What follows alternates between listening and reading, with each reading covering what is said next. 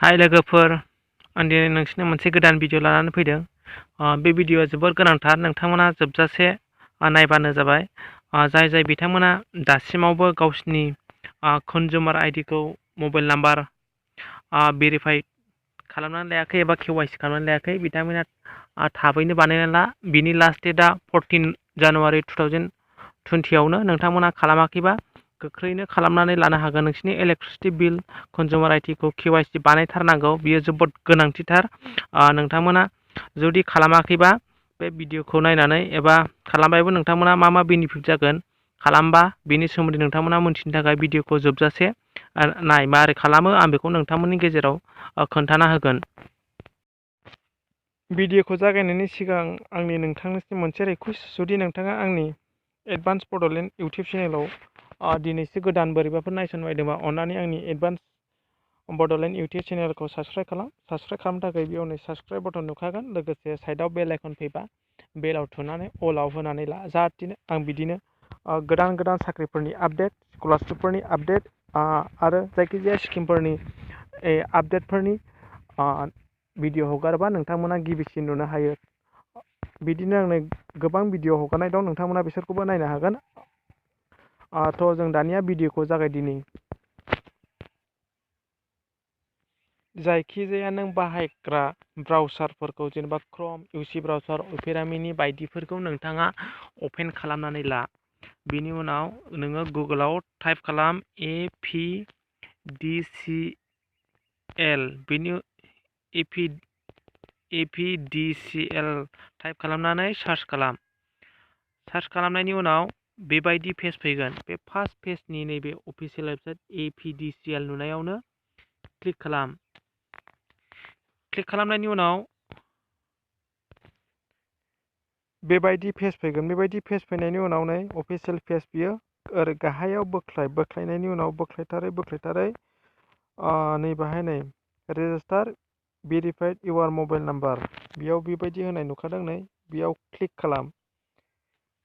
Click खालामखांनायनि उनाव बेबायदि पेज फैगोन। नोंथाङा नोंथांनि 11टा नङाबा 12टा डिजिटनि नोंथांनि कनजुमार आइडि थायो। बे कनजुमार आइडिखौ नोंथाङा बै रेजिस्ट्रेसन खालामनाय समावनो मोनखायो, नङाबा नोंनि इलेक्ट्रिसिटि बिल होनाय लेखायाव थायो।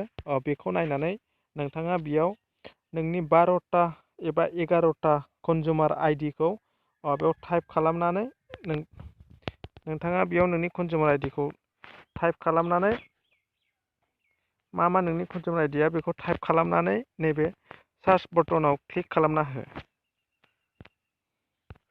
जुदि नोंथाङा नोंथांनि कनजुमार आइडिखौ अबाय थायो बेखौ मोनथियाबा, नै बेबायदि इलेक्ट्रिसिटि बिल होनायाव नै कनजुमार आइडि बेफोरबायदि होनाय थाखायो।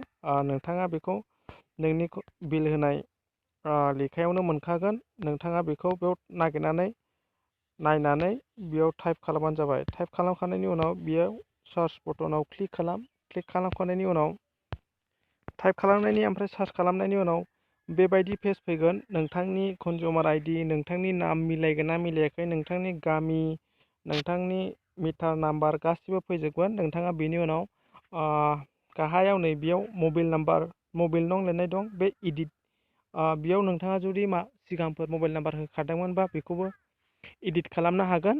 बे इडिटआव क्लिक खालामनानै बेयाव नोंथांनि मबाइल नाम्बारखौ होनानै नैबे भेरिफाइ नुनायाव क्लिक खालाम।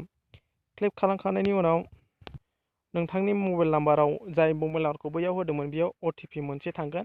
बे OTPखौ नोंथाङा नै बेयाव नोंथांनि थांनाय मबाइल नाम्बाराव OTP थांनायखौ बेयाव टाइप खालामनानै नैबे साबमिट बटनाव क्लिक खालामना हो।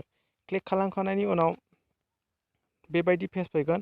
नोंथांनि reference number, consumer ID, consumer नाम, बेफोर गासिबो bill status, mobile number update बेफोर फैजोबगोन। बेयाव नै गोजौ your mobile number has been successfully update, बेयाव क्लिक खालाम। बिदि सिखारगोन। नोंथाङा बिनि उनाव नोंथांनि KYC खालामनाय, आपडेट खालामनायखौ नोंथाङा प्रिन्ट खालामनानै ला। उनफोराव नांनो हागौ। बे नैबे गाहायाव प्रिन्ट नुदों, बेबायदि प्रिन्ट खालामखानाय बेयाव थुनायनि उनाव नोंथाङा मोनसे बेबायदि PDF फाइल डाउनलड जागोन। डाउनलड जानायनि उनाव नोंथाङा बेखौ उनफोरनि थाखाय दोनदो। बिनि उनाव नोंथांनि मबाइलाव जुदि साक्सेस जाबायबा बेबायदि मेसेज फैगोन your mobile number has been update successfully to बे नोंथांनि मबाइल नाम्बार रिफारेन्स नाम्बार बै आपडेट खालामनायनि रिफारेन्स नाम्बार बेफोर फैजोबगोन। बिदिनो नोंथाङा नोंथांनि कनजिउमार आइडिखौ इलेक्ट्रिसिटिनि मिटार एबा कनजिउमारजों लिंक खालामनो हायो। नोंथाङा जुदि माबाफोर बुजियाखैबा भिडिअनि कमेन्ट सेक्सनाव कमेन्ट खालामनानै लानो हागोन। नोंथाङा खालामाखैबा खालामनो हागोन आरो न' खाथिफोराव सोरनाबाफोर बानायनो रोङि दंबा नोंथाङा अननानै बिसिनिखौबो खालामनानै हो। गोबां समावनो जोंनि कारेन्ट इलेक्ट्रिसिटिनि बिल लांफैग्राफ्रा नायफैया हसिया बिलखौ खालामनानै हरो। बेयाव समाव जोंनिया बिला बारा फैयो। बिनिखायनो नोंथांमोना बेयाव आपडेट मबाइल नाम्बार भेरिफाइ खालामबा एबा KYC बानायबा नोंथांमोना आपडेट मोनबाय थागोन। बिनिखायनो खालामथार। अननानै मोजां मोनदोंबा भिडिअखौ लाइक खालाम आरो नोंथाङा नोंथांनि फेमिलिफोरनोबो शेयार खालामना हो आरो KYC खालामना हो।